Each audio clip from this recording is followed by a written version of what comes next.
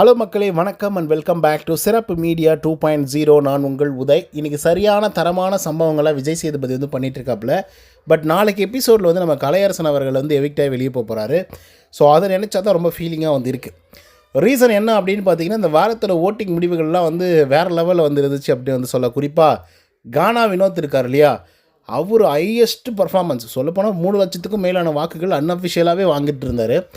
அதனை தொடர்ந்து பார்வதி இங்கிட்டும் அங்கிட்டும் அப்படின்னு சொல்லி தேர்ட் பொசிஷன்லேருந்து செகண்டுக்கு வந்து செகண்ட்லேருந்து மறுபடியும் தேர்டுக்கு போய் தேர்ட்லேருந்து மறுபடியும் ஃபோர்த்துக்கு போய் மறுபடியும் செகண்டில் வந்து பார்த்திங்க அப்படின்னா முடிச்சிருக்காங்க. அதுக்கடுத்தா கமருதீன் வந்து பார்த்திங்கன்னா second position and third position. So இதே லெவலில் வந்து இருந்துகிட்டு இருந்தாங்க. யாருக்குமே ஸ்டேபிளாக ஒரு நல்ல வாக்குகள் அப்படின்னு சொல்லி யாருக்குமே வரல, வினோத்தை தவிர. அதுக்கடுத்து அரோரா சிங்க்லர், அவங்க ஃபோர்த்தில் நின்றவங்க ஃபோர்த்துலேயே வந்துருந்தாங்க. ஒரே ஒரு சமயம் மட்டும் தேர்டுக்கு போய் திரும்பி ஃபோர்த்துக்கு வந்தாங்க.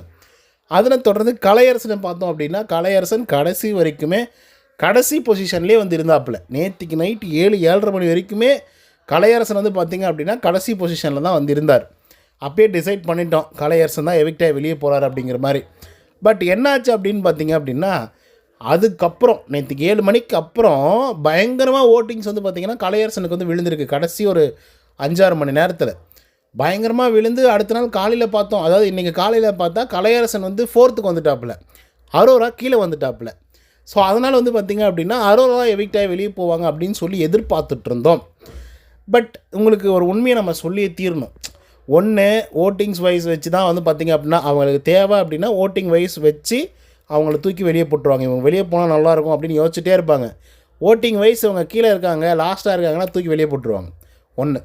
ரெண்டாவது விஷயம் என்ன அப்படின்னு பார்த்தீங்கன்னா, இந்த டெசிஷன் வந்து அவங்க கிட்டத்தட்ட தர்ஸ்டேவே எடுத்துருவாங்க. ஓகேவா, யார் எவிக்டாக வெளியே போகணும் அப்படிங்கிறத தர்ஸ்டேவே எடுத்துருவாங்க. ஃப்ரைடேவெல்லாம் முடிவு பண்ண மாட்டாங்க. ஏன்னா அவங்க வந்து சாட்டர்டே எபிசோடுக்கு ஸ்கிரிப்டே எழுதணும். யார் எவிக்டாக வெளியே போகிறாங்க அப்படின்றதெல்லாம் முதல் கொண்டு எழுதி தான் அவங்க வந்து எல்லாமே பண்ணணும். ஓகேவா, ஃப்ரைடே வந்து முடிவு பண்ணுறது கிடையாது, ஃப்ரைடே லீவு. ஸோ அவங்க ஏனோ தானோ அப்படின்னு சொல்லி ஒரு ஆளை தூக்கி வெளியே போட மாட்டாங்க. ஸோ இவங்க ஒரு ஆளை வெளியே போயிட்டாங்க அப்படின்னா உள்ளர அடுத்த வாரத்துக்கு என்ன நடக்கும், என்ன மாதிரியான கண்டஸ்டண்ட்டுங்கள்லாம் உள்ளர இருக்க போகிறாங்க, அண்ட் எந்த மாதிரியான காம்படிஷன்லாம் வைக்க போகிறோம், அதுக்கு இந்த ஆள் வந்து இருந்தால் ஓகே ஆகுமா ஆகாதா அப்படின்றதெல்லாம் யோசிச்சு தான் முடிவு பண்ணுவாங்க. பட் எண்ட் ஆஃப் தி டே வந்து கலையரசன் வந்து ஃபோர்த்துக்கு வந்தாலும் கூட இப்போ எவிக்டாகி வெளியே போயிருக்காப்புல. ஓகேங்களா, ஸோ இது மேபி அரோராவை காப்பாற்றுறதுக்கா அப்படின்னு சொல்லி கேட்டிங்கன்னா அதெல்லாம் கிடையாது. ஓகே, கலையரசன் ஒன்றுமே பண்ணலை. அதனால் வந்து அதுக்காக யாரும் டிஃபெண்ட் பண்ணாதீங்க. உண்மையாலுமே கலையரசன் எதுவுமே பண்ணாததுனால தான் இப்போ அவர் எவிக்டாகி வெளியே போகிறத தவிர மற்றபடிக்கு வந்து அவர் பயங்கரமாக கண்டென்ட் கொடுத்தாரு, பயங்கரமாக இது பண்ணார் அது பண்ணார் அப்படின்னு சொல்லிக்கிற அளவுக்கெல்லாம் ஒன்றும் பண்ணல. அவர் எவிக்டாகி வெளியே போகிறது நல்லது தான். ஸோ இதை பற்றின உங்களோட கருத்துக்கள் என்ன அப்படிங்கிறத கமெண்ட்ஸில் வந்து பதிவு பண்ணுங்கள். இந்த வீடியோ உங்களுக்கு வந்து பிடிச்சிருந்தால் லைக் அண்ட் சப்ஸ்கிரைப் பண்ண மறந்துடாதீங்க. நன்றி, வணக்கம்.